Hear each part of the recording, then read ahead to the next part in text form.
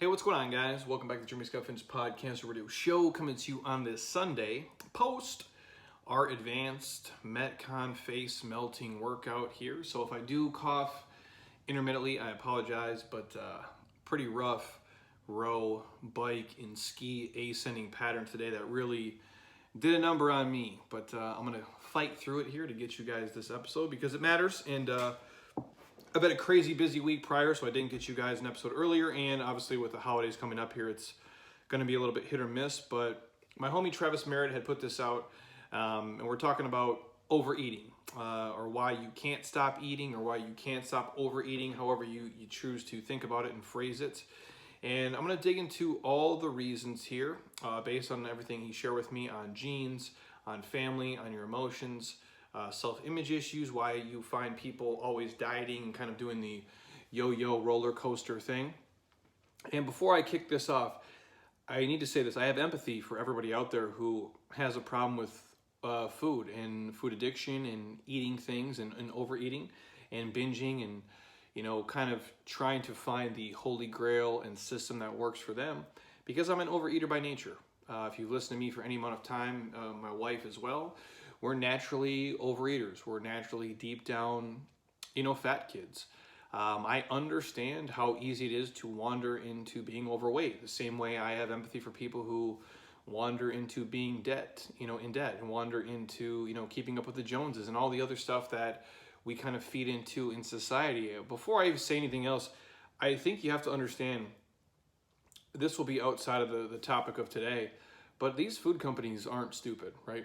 Like, they're employing really smart people to advertise to you, to sell to you, to test their products, how they taste, what they look like, things like chip thickness alone. These companies are spending millions of dollars on to understand every time you sit down, do you eat, 14 chips? Do you eat 27 chips? I think the average consumer is confused. Like when you just see something, well, that's why you grabbed it. No, there's 19 reasons why you grabbed it. Obviously, price is a factor, flavor is a factor, color is a factor, aisle placement is a factor. There's a lot of things that go into marketing you to buy food. It is a billion dollar industry, and for most people, next to probably their home and their car, it's the next biggest expense they have. And for somebody like me, it actually is probably the biggest expense I have outside of my normal bills, because I'm not a huge fan of acquiring debt. So the cards are stacked against people, so that's obviously why we exist as a business and a company. And again, I do have the utmost empathy for it. I could overeat on damn near everything. That's not real food. I think the key is, for a lot of these conversations, we self-regulate on eating real food. Now, there is people who can become overweight, I suppose, by eating, too many carrots and apples and bananas. I've never met them. I'm not saying it can't happen, but it's probably not likely. I've never found myself binging on apples. I never sat down and ate 7 apples in a row. I've never sat down and ate, 6 bananas in a row. I have sat down and crushed a whole sleeve of Girl Scout cookies and not even blinked. I have smashed a whole bag of Doritos for sure. I'm trying to think how many, like the max number of Power Crunch bars I've ever ate in a row. I probably say that's probably 5. We're talking, rock bottom moments of life here. But I've overate on all those things. There's probably a time where I ate a whole bag of Oreos, or easily crushed 2 pizzas and ate a whole pint of Ben & Jerry's. But again, I've never overeaten on asparagus. I've never overeaten on Brussels sprouts. Do you see where I'm going with this? We tend to go crazy on the processed things that have been manufactured to trigger our brains, and the amount of sugar and fat that floods in. A lot of work goes into that. So I do feel for you guys. Even yesterday, we were at a Friendsgiving for some buddies of ours, and I didn't feel well, admittedly. I was just super tired. My stomach was bothering me. So I just drank a water and coffee, didn't end up eating, which probably saved me in the long run, for the fact that I like all the same Thanksgiving food and treats that everybody else does. And I will say this, people commend me and say, Jeremy, you have so much self-control, you keep everything in check, how do you do it? I have created an ecosystem and a life here where I don't really have to go anywhere or do anything or say anything or be anywhere I don't want to be. So I control my environment probably 98% of the time. The 2% I'm outside of it, I do struggle, admittedly. But for the rest of it, I'm really good at not buying things at the store. Now, if it's at my house, even that, I'm pretty good at home. If we have stuff that people bring over that's not opened, I'm okay with it. But once things are open in our house, if you open the box of cookies, if you open the bag of chips, it's a dangerous game, my friend. All bets are off when that happens around me, because I'm a finisher. I like to call myself. I'm the Terminator. I was sent back in time to kill John Connor and eat every cookie in the house and eat every Dorito that's there. That's what I would do. So that's, when people say, Jeremy, you have self-control, I do, in the context of I don't buy 50 cookies at the store. I'll buy 2 cookies and I'll overpay for the 2, because then that way I only eat 2. I'm not going to eat all 50. That's the game, is putting yourself in a position to, be successful. And for a lot of you, I guess that's where the conversation starts. So in terms of, we talk about overeating, and again, I'm very good, and again, that's why fasting works for me, because it's the easiest thing in the world. You do nothing. You don't eat. It's brainless. You just go about your day.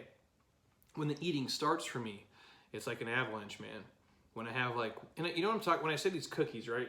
You know the cookies I'm talking about, when you go to depending where you live in the country, Safeway or Fry's or Hy-Vee, or I'm gonna locate myself here, Cub Foods, or these certain places, even like a Bash's, Albertsons, Ralph's, if you will. They have those little sugar cookies. Now they're about $3 for a little box. They come in a set of 12. They usually are with the pink frosting or blue frosting, and now they have the harvest ones. There's the orangish frosting. I don't know what they put in those things, but man, I imagine that's about as close to crack as you can get. I mean, you don't even have to bite the cookies. It's like getting a warm Krispy Kreme off the conveyor belt. It melts in your mouth. You don't even have to chew it. And then it just sends this rush of drugs to your brain that makes you want to eat and eat and eat. I could eat 12 of those in probably 2 minutes. Easily, not even think about it. So, point being is, I don't buy things like that and put them in my house, because once they're there, nothing good is going to happen. And though that's why I say, that's part of the reason why we tend to overeat. But for you listening to me, why is it that you guys overeat? Why is it that you can't stop eating? That no matter what, no matter how full you tend to be, or full, whether you're full or not full, and for whatever reason you can't seem to keep food out of your mouth. Maybe you're a person who binges on the weekends, or you're a person who just habitually snacks all the time, or you go long periods without eating, and you find yourself at the point of no return, and you're just really willing to bite your own hand off because you're that starving. And maybe you can relate to this. It's 8 p.m., you're starving. You're beyond the point of hunger. You're at the point of where now you would basically, eat dog shit off the floor if they sprinkled some cinnamon on it. I mean, that's how hungry you are, right? You're borderline hangry, or you are hangry, which for you listening, that's the combination of being hungry and angry together, which I rarely reach that point, but when I do, I get very short and I need to eat quickly, or bad things are going to happen to everybody around me. I think we've all been there. And you go into your pantry, and for you guys who have kids, or you keep certain things in the house, and you grab some cereal, or some fruit snacks, or some goldfish, and you sit down on the couch and you start shoveling, food into your face in between breathing, or some of you just quit breathing altogether, and it's just literally, how do we inhale this food as fast as possible? Until about 30 minutes later, you sit there and you realize you ate half the bag or the entire bag of your kids' cookies, or your kids' goldfish, or their cereal, or their fruit snacks, and you're pissed at yourself. And you're looking at yourself and saying, why the fuck did I do that? You have this, eater's remorse, if you will. Now, that's something I don't really suffer from at this point. If I make a conscious decision to tank it, I know that's what I'm doing, and that's why it's going to happen. But for a lot of you out there, you've planned to be perfect on a Wednesday, and you went off the rails. Or you planned not to drink until Friday, and it was Thursday, and you got stressed, and you had a couple too many drinks. And now you have eater's remorse or drinker's remorse, and you're like, well, why did I do that? Well, I'm going to share, some of the common reasons why people do this, and what you can probably do about it to maybe kick the habits, or at least be more mindful of the habit. So when it is starting to happen, or you can maybe safeguard yourself before it happens to get out of it, before all the damage is done. So right off the bat, there are genes present in the body that can influence people to eat more, or realize they're full or not full. Now, these genes can influence the circuits in the brain that control appetite and the feeling of fullness, from a meal, in addition to the mood you get from the actual food you eat, if that makes sense, if you're following me. So yes, food can, and in many cases does affect your mood, but it'll be a different podcast altogether, a different topic. But if you have these genes like in your body, they can make you, overeat in a more, kind of common situation. And so understanding this, like depending on, your sleep quality obviously matters. I tend to, when I get less sleep, your cortisol can go crazy. When you are stressed, that becomes a trigger for a lot of people. So know that sometimes it is like a genetic, predisposition depending on, how you are as a human, but the environmental factors that are controlling your genes, like if you're sleeping a lot or not sleeping enough, if you're stressed or if you're not stressed, genetically, who you are and what you're, pre-exposed to. Now that's not a get out of jail free card. It doesn't give you a pass to, go crazy and not stop eating. It just means some of you out there listening are more prone to do it, but you do still have a certain level of self-control. Only you control what you put in your mouth and what you drink. Nobody else does that. But I will say this, I'm an overeater by nature. My buddy Dave, who was in fitness with me for a very long time, Dave was the guy who could go to Chipotle and eat half his burrito and put it in the fridge. Dave is the guy who could get 4 sprinkles cupcakes and eat half a cupcake. And you come back the next day and he still has 3 cupcakes and a half. Dave is also the guy who could open up, a Diet Coke, drink half of it and put it in the fridge and save it for later. Now me, I would crush the burrito from Chipotle. I'd eat all 4 cupcakes and I'd probably crush 3 Diet Cokes. That's the person I am. So I believe genetically I am more inclined to do that, and he is more inclined to be that person. Now we have all these different kinds of people. It's almost like the friend you have who's naturally just leaner because it's their genetics. You kind of secretly hate them. I secretly hate Dave because he can eat half a fucking cupcake and I have to crush 4. So just know some of you have this, gene that kind of communicates to your body. And again, I think for a lot of us, it's when I don't get enough sleep, I tend to be hungrier so much faster and so much more often during that day.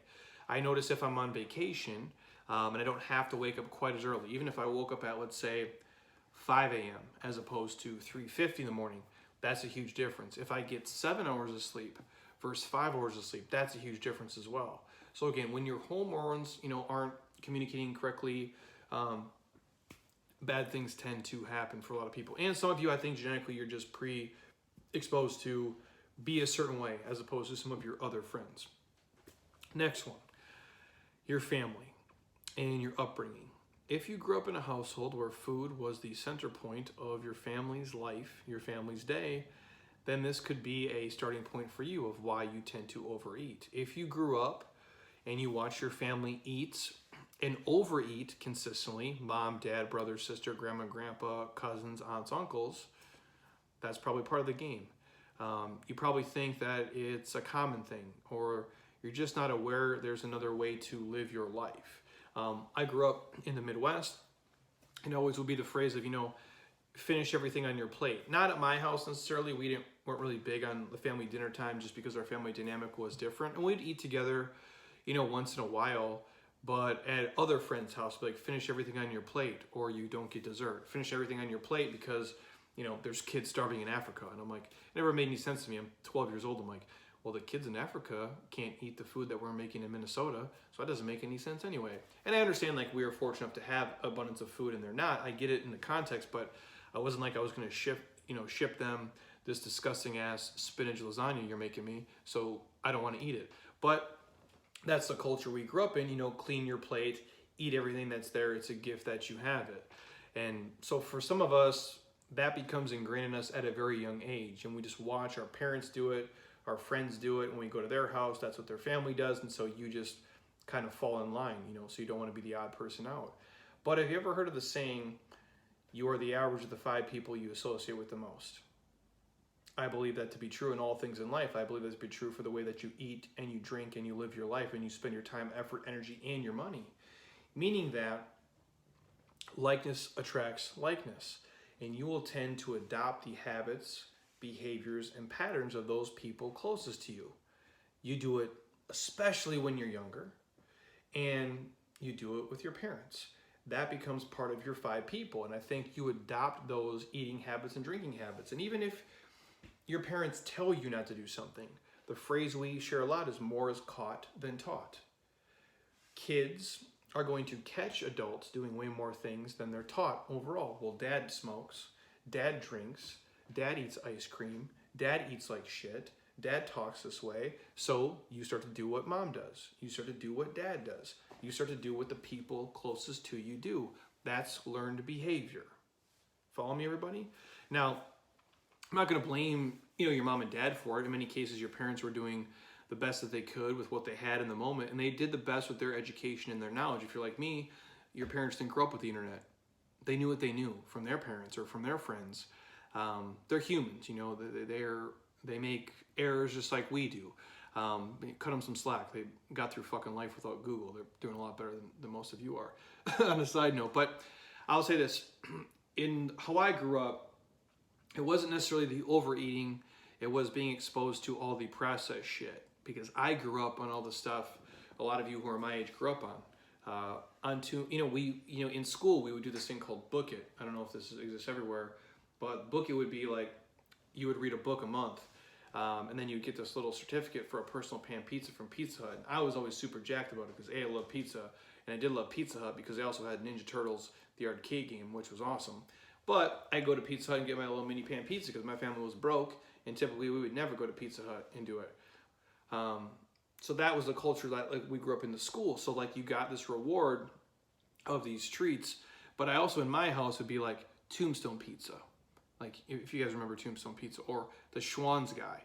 If we had some money, the Schwann's guy would come by. My dad would buy some push-ups or some sundae cones for us to have. And also the same cheap processed stuff all you guys did. I grew up on Dunkaroos, Teddy Grahams, Fruit by the Foot, Fruit Roll-Ups, Doritos, Funyuns, beef stew, Dinty Moore, I'm going to be specific. So that's the shit that I grew up on. Everything is basically in a can or a bag or a box. Not that my family would never, cook real stuff, but hey, what kind of 12-year-old's going to turn down, Teddy Grahams and Tombstone Pizza and grilled cheese to eat, asparagus and salmon, which first of all in the Midwest, really, it's not really how we were rolling. So that is learned behavior from parents. And again, I'm not blaming them, but that's what I grew up on. So I don't think there's a day in my life that will go by where it's like, Velveeta mac and cheese sounds good. I could probably crush that. I could probably crush some cinnamon rolls. I'll probably always like Doritos. I'll probably always like Mountain Dew. I'll probably always like a Tombstone Pizza if you made it. Now, I've been to Italy, and the pizza there is way better than the shit that I used to eat as a kid, but because I have this nostalgic memory of it, and I guess maybe how it made me feel, or doing it with my friends, and, drinking a Pepsi, and eating some Bugles, that's, what I remember. So it's ingrained in us at a young age. So some of you might struggle from that. But also, emotional eating is a real thing for a lot of you out there. And as a coach, that's one of the most common things I see in people. They emotionally eat, they emotionally drink, sometimes to hide, sometimes to escape, sometimes to de-stress, because in the moment it makes them feel better. Even though in reality it's digging the hole probably 10 feet deeper, and it's really just masking the pain that they're in. In the moment, I understand the euphoric feeling you get from having a buzz, whether it be a sugar high or a drug high or an alcohol high. I've had them all. I've been high on drugs. I've been, under the influence of alcohol and food as well. And I know it's real. I felt it many times, and I get that's the easier option up front. And a lot of people are eating to treat some emotional triggers, or they're eating because of emotional triggers to heal something. And again, this can be, both good emotions and bad emotions. In America, we celebrate everything with food and booze. In America, we medicate ourselves with food and booze. And so whether you're having a really good day or a really shitty day, you're treating it the same way. The problem is it's causing you way more pain on the back end.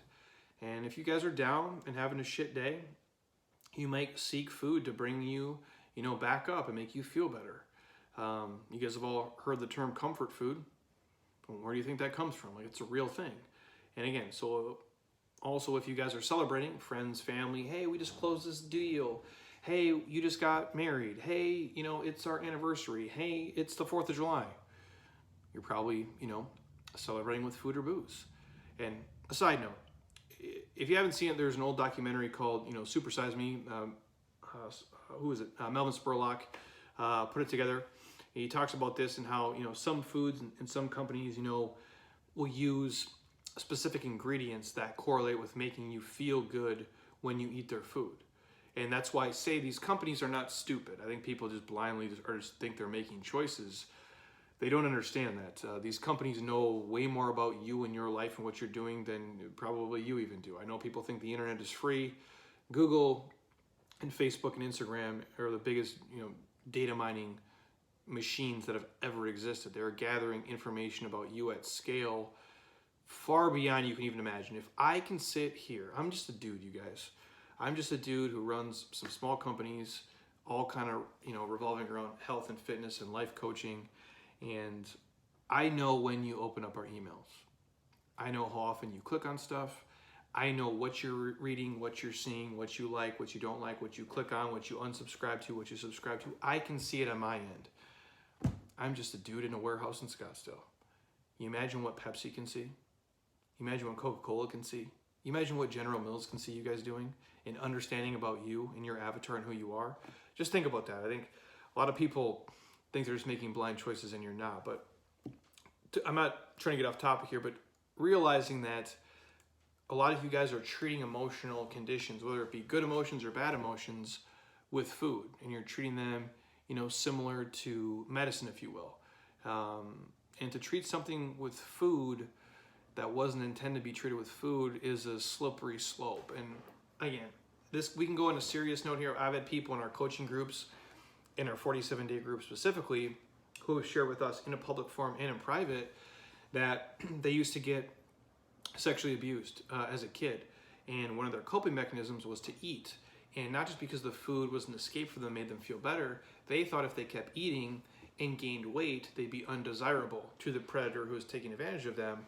And they would gain 10 pounds, 20 pounds, 30 pounds, 40 pounds, 50 pounds, and yet the sexual abuse would still go on. And then they find themselves, 80 pounds overweight, even though the abuse has stopped now because they're older, they still have those eating patterns solidified in their body, and they have the excess weight from all that abuse that was there. So the food that was meant to treat a problem has now become a crutch for them to get through, the emotions of that, and because it still makes them feel better in the moment. So I do have empathy for people out there with the emotional eating triggers. And I've been guilty of it too. You have a shitty day, oh, hey man, let's get high. You have a shitty day, hey man, let's get fucked up. You have a shitty day, hey man, let's eat pizza and eat cinnamon rolls because it make us feel better. And I get that. And once in a great while, it's fine. I would urge you to not treat bad moods with it. I would urge you to do it for only celebrations and make the celebrations worth it. If you're having a bad day, if you can, and again, if you've been through any kind of 12-step program, understanding addiction is a thing. Replacing a pattern with a new pattern would probably be ideal. The problem with food is you have to eat at some point. And so emotional issues for a lot of you is the thing out there. But having a bad day and drinking 4 glasses of wine, probably not the best thing. Having a bad day, hopping on the assault bike, ripping some cows, getting your endorphins up, that might be it. If you can replace activity and exercise or something else with what you used to do, that would be the game.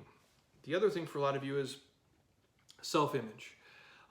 Body dysmorphia, how we view ourselves for better or for worse. All of us are, for most of us some of us are crazy. You meet mostly dudes. I think women are way harder on themselves than guys, although guys are critical as well.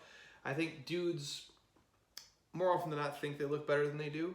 And I think women tend to think they look worse than they do. Women, and again, I'm generalizing here, but a lot of women are their own worst enemy. I meet so many women who come in here, they're beautiful, they're in great shape, regardless of age or body type, but they look awesome, and they pick themselves apart. They're literally their worst critic.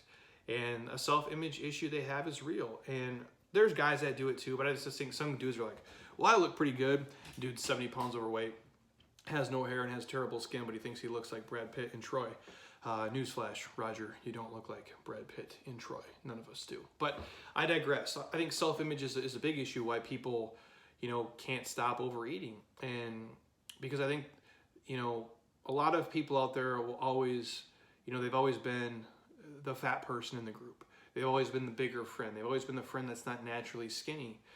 And, when you've always been that person, if you no longer are fitting into that bill, you start to lose, the identity you created for yourself. A lot of people believe that I'll always be fat, I'll always be big, I'll always be out of shape, I'll always be insert the blank. It's the story that they've told themselves for X amount of time. And if they're not that, who are they? So some people hold on to it, or they just accept it as like, well, I've always been bigger. My mom was bigger. My dad is bigger. I just have to be. There's nothing I can do to change it. And I don't believe that's true, for one. I think you can be any body fat you choose to be. Some people easier than harder. I'm not saying everybody can have wear a size 2 dress or have 50-inch shoulders if you're a dude, but you can be the best version of you you can be. And sometimes we see people that lose, a ton of weight. That's, taken years to do. And then obviously at that point, they don't identify as being the fat person anymore. Some people that we meet, they don't feel like they deserve to be fit. They don't, feel like they deserve to be quote unquote skinny. No, I hate the fucking word skinny. I think it's stupid. I would go with lean or low body fat or being a fit person. But I think some people feel like they can't acquire it and they can't do it because of genetics or, their schedule, or because they feel like they really don't deserve it. And they feel, I guess, ashamed or have been shamed for even wanting to look that way. So they overeat and they keep overeating to combat like the negative emotions. And I know this sounds crazy, but fit shaming is a thing. Like there's a guy here, Steve Resnick. He's lost like 100 pounds since we've met him in about a year. He's lost about 100 pounds. Diligent eating. Dude looks like a different person. He's a dentist, and so people will show up and his patients will think he has cancer and then he's dying. And now they'll make comments to him. And again, sometimes it's half joking, half serious. But the dude looks great. The best he's ever looked probably in his whole life, and he's in his mid-40s. And people will say, oh, are you going to keep losing weight? You look sick. You look this. Like, the dude's lost 100 pounds. Obviously, his face fell off. Like, he lost a fucking human, and he's the fittest he's ever been, and he wants to even be leaner and still keep making improvements as he gets into his 50s and 60s and so on, which I believe he totally can. The dude is type A. Obviously, if you're a dentist and you went to school, the longest anybody's ever went to school, you can get in shape. Like, this is not as hard as doing that shit. But it takes a certain level of diligence and focus. And I think a lot of people will say to him, oh, you shouldn't lose any more weight. Like, first of all, when the dude was 100 pounds overweight, nobody said shit about how he looked. Nobody said anything to him about what his weight was because it was okay. But now that he's fit, we're going to judge. We're going to almost tell him what he can and can't do, that he can't be fitter. You have to understand that, A, people don't want your criticism, and if they do, they're asking for constructive criticism. They're not asking you to judge their body and what you look like. And I think the self-image part of it is huge too. People think, well, if I get this, people will say this or do this. People are going to judge you regardless, you guys. So pay them no mind. And don't feel like you have to fit into a box. If you've always been the fat person, you don't have to be. If you've always been the unhealthy friend, you don't have to be. And yeah, you can appreciate your body for where it is today, but there's nothing wrong with working on it to try to improve it. If it's going to make you look better, move better, and feel better, and if it's going to raise your level of self-confidence and allow you to have a better life and feel better about who you are in your own skin when you walk around. I say it all the time. I can sit in a room with anybody because I don't judge the success of my life based on what other people judge it on. I don't have a problem sitting in a room with dudes who are all billionaires. No, I make money here, but just a newsflash, I'm not a billionaire with a B. I don't have $1 billion. I'm not Mark Cuban. I'm not Bill Gates. I'm a normal dude who does well doing what he likes to do. But I have no problem sitting in a room with those guys because I've acquired something that they don't. I'm in a certain level of condition. I feel like I can kick the shit out of the world because of my physical body, how it moves, how it feels, and I also happen to like the way that it looks. There's a power that comes with that you can't let people try to deter you from. Feeling confident in your own skin, which I believe very, very, very few people do, gives you like this almost superhero-like feeling and power, where I would assume a person who has $1 billion feels similar. They've acquired a certain level of wealth where they feel like they have power they can yield over the world, which they do. We live in a financial, economical society. But I also believe super fit people feel that way too. You feel like you can kick the shit out of life because you have energy and you have a confidence in the way that you walk, and you feel good, and there's power that comes with that. So don't let anybody tell you have to fit into a certain box. It's up to you guys, to choose to look the way you want to look. And I think a lot of people tend to shy away from that when they get to a certain point. So sorry to get off topic for a second. The next person, the people who are always dieting. This leads to overeating probably more than anything else. you're on the forever diet. You spend more time dieting than you do living your life. You spend more time jumping from diet to diet than you do just trying to find a lifestyle of eating.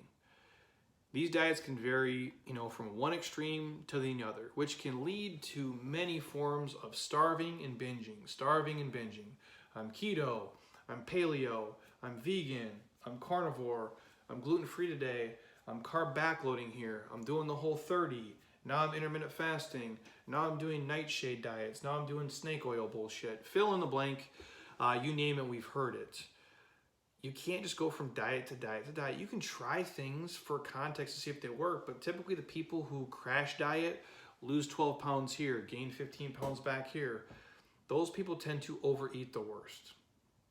Commonly, these are people who feel so guilty about not, being at their goal weight or not hitting their quote unquote goal weight. They'll punish themselves, by over exercising and withholding food, or they'll overeat one day and then binge the next 3 days, and they'll repeat this cycle. I've talked about this before in a podcast.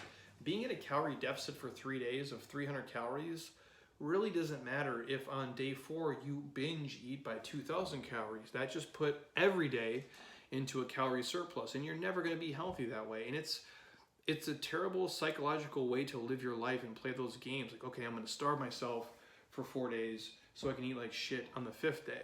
Again, I'm not telling you what to do.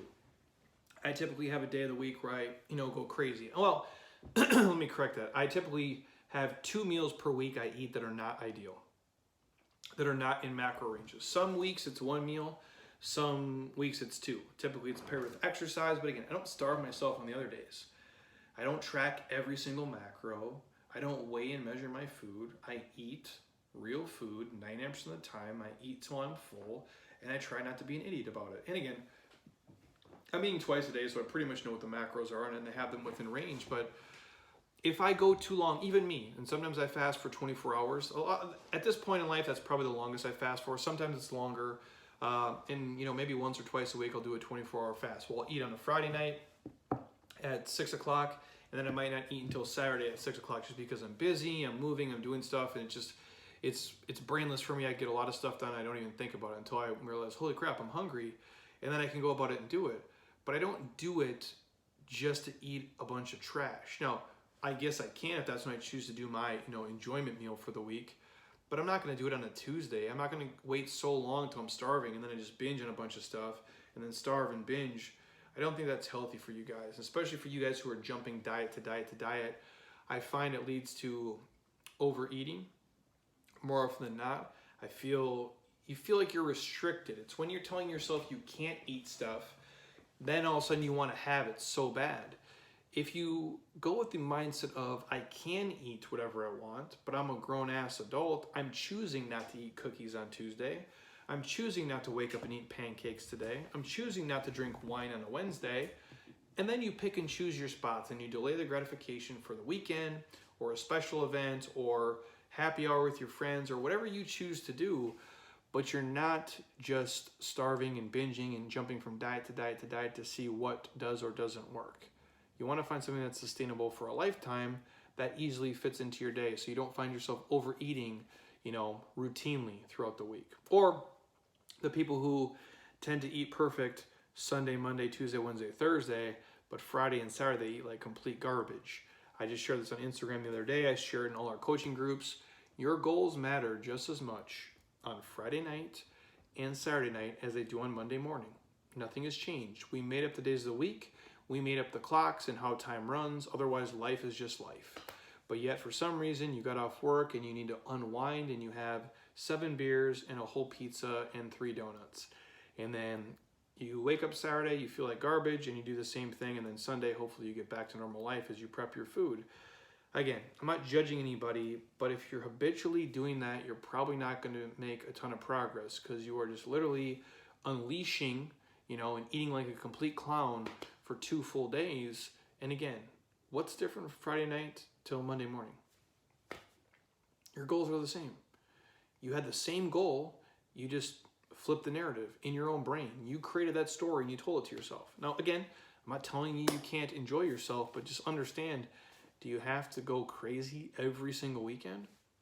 The choice is yours. So now that you guys know kind of the breakdown of why we see a lot of people, overeat,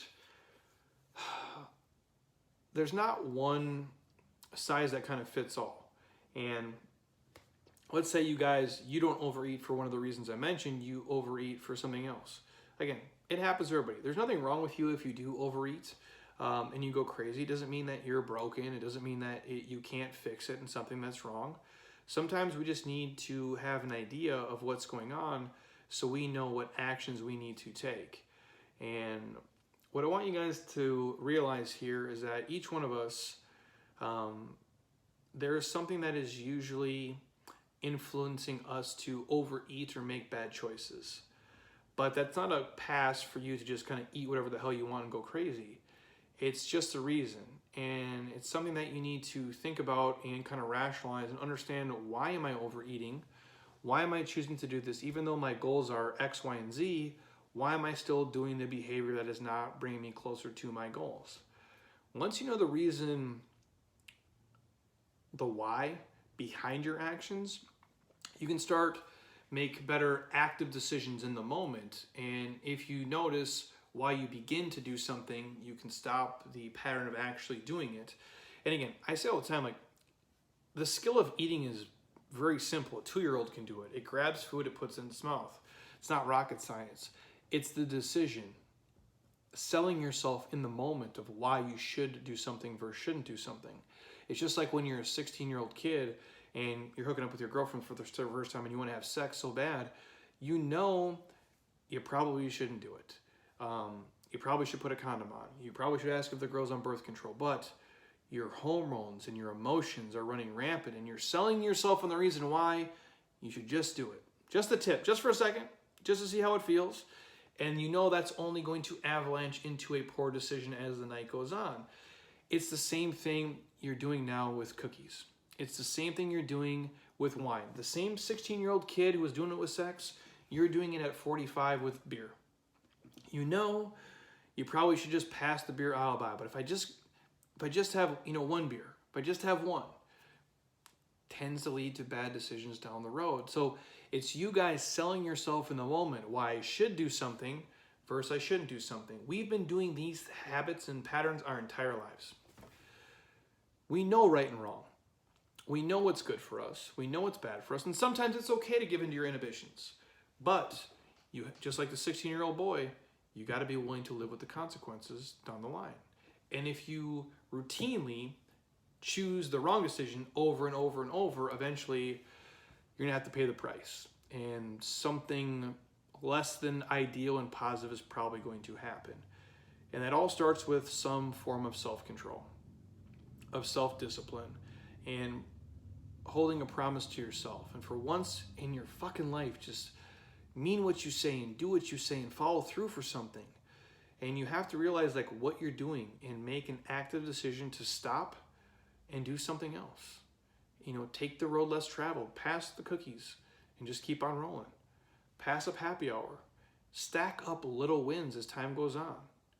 And the more little wins you can do, the more times you can say yes to exercise and no to happy hour, or yes to mobility and no to the sweets, you're going to build confidence. And just like the snowball effect happens of bad decisions, how you wander into debt, how you wander into being overweight, you can slowly build up confidence and resolve to train your mental muscles, to say no to things, to delay gratification for the future. And again, it's not going to be easy. It's still not as easy for me today as I thought it would be, but I really don't break or crack anymore like I did when I was 22, 23. I don't give in.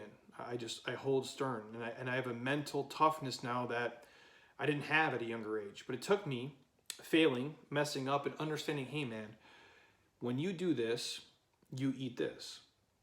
When you go out to these places, you tend to drink this. When you have a bad day, you're doing this. Well, how can I stop that habit? How can I change the pattern that I'm stuck in? Because life, you guys, is just patterns. It's how you wake up. It's how you go to the bathroom, how you brush your teeth. It's probably how you have sex with your wife and your husband. You have your patterns. You have your couple go-to moves. You have your foreplay. You have your positions and stuff, and that's what you do. The only way you can mix things up is if you actually mix things up. You got to break the pattern, break the cycle, break the habit. And again, nobody said you have to do it alone.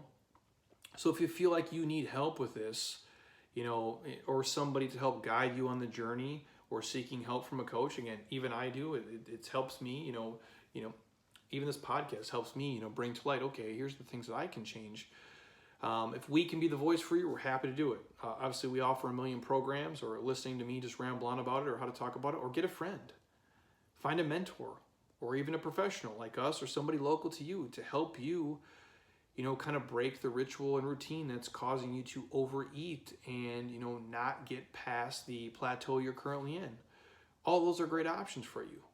And again, no way am I saying it's going to be easy to do. Even with professional guidance and accountability in a group and a community, it will take work. Eating right and stopping overeating and stopping over drinking and doing these things takes a Herculean effort, and it takes you selling yourself on the right choice day after day after day. You're not going to win every battle for sure, but you don't have to. You just have to win the majority of the battles. But it's that self-control, you guys. It's a muscle. Self-control and discipline is a muscle, and the more often it's worked, the stronger it will become, and the better you'll be at making those choices day after day after day over time. But you have to at least try to work the muscles. You can't just sit on your couch and say, I wish I would do some push-ups and hope your chest gets bigger. You actually have to do the fucking push-ups to make your chest get bigger. You can't just sit in your office chair and say, man, you know what, I really should start squatting to build my glutes and hamstrings and quads up and hope they grow. No, you got to actually get up off your office chair and do the squats to build your glutes, your hamstrings, and your quads. It's the same thing with the food and the drinking, you guys. Self-control is a muscle.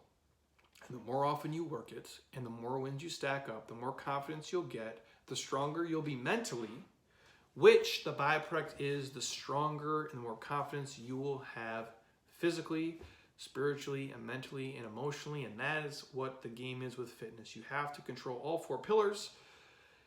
And by doing that, you will learn to overeat way less. Now, you might always naturally be an overeater like myself, but when you start to control your environment, your ecosystem, when you stop putting yourself in a position to be unsuccessful, when you stop buying certain things and always going to certain places, and when you start to actually be mindful of what you're going to eat, the day before, when you go to a restaurant, if you research the menu, if you really just try to put yourself in the position to be successful, over time, you're going to find yourself being successful. When you stop hanging out with people who binge drink, you tend to stop binge drinking.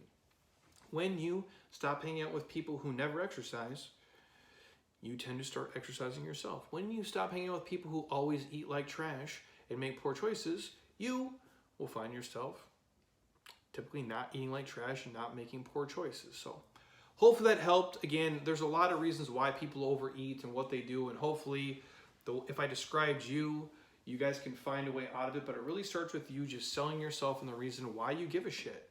Like why you care about yourself enough to not make these choices, why you care about yourself enough to live healthy and live happy and live in the best, most efficient body you possibly can. Because when you have a clear mind and a clear body of these things, you feel better, you move better, you think better. Life in general is just better to live in. It just really is. That's why I harp on the health stuff so much. I know the power of food, and I know what it does.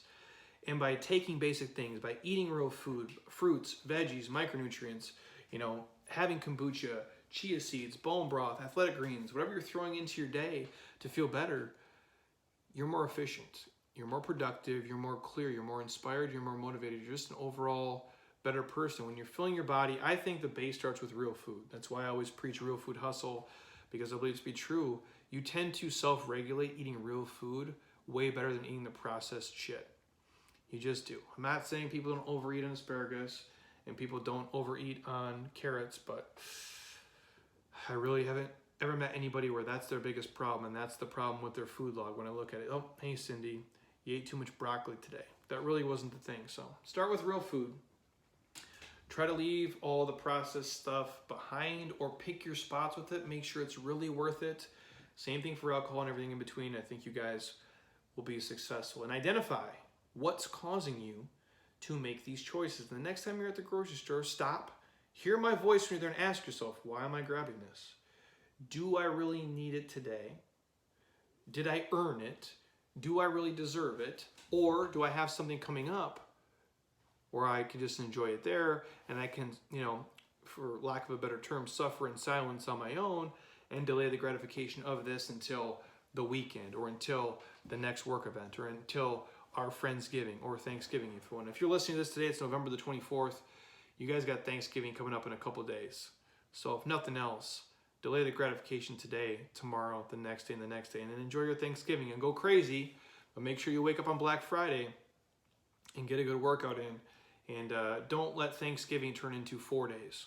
Thanksgiving is 1 day. Enjoy it. Be gluttonous. Eat till you want to shit puke on the couch, fall asleep. I'm totally cool with it, but don't let it turn into 4 days, you guys. That's not what it's about. So, anything else you guys want to hear in the podcast? Feel free to shoot me a message. I do have an Instagram request up right now, so I think I will get plenty of Q&As from you guys on that. So I'll try to do that if I can tomorrow or possibly Wednesday. Get you a podcast episode there so you can listen to that.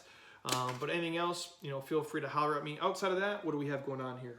Thanksgiving's coming up in a couple days. I'll be enjoying that here in Scottsdale. But short of that, nothing else super complex. A couple projects and things coming around the way, but I'll share that as we kind of get into them. So if you're on iTunes right now, stop. Don't be a lazy ass. Please, if you're on your iPhone, when you're done listening to this, just go to the podcast app, click Jeremy Scott Fitness, scroll all the way down, click 5-star, write in a comment. I truly love seeing it. And if you happen to be on your MacBook or your iPad, just click the iTunes app and do the same thing. It takes 20 seconds, and there are so many of you guys listening, which I truly do appreciate. You guys are the best. Thousands and thousands and thousands of you listening, and yet not nearly as many of you are subscribed or have left comments or reviews, and I truly would appreciate it. And again, if you think this can help a friend or family member, please share it with them, because overeating is an issue, and it's causing people a lot of pain. And if this, if I can share with one tip with them to help them get out of it, I'm happy to do so. Obviously, we make no money by you just sending it to them, so please do it. It's free information. We put these together to help you guys. I don't need to hear myself talk. I know all this stuff already. I fucked up plenty. I've helped myself get out of it the best that I can. I know if you guys put the pieces into play, it can help you too. So until next time, eat well, train hard, be nice to people, and please, you guys, keep doing shit you love with people you enjoy, because your life is too short not to. I'll talk to you guys soon. Peace.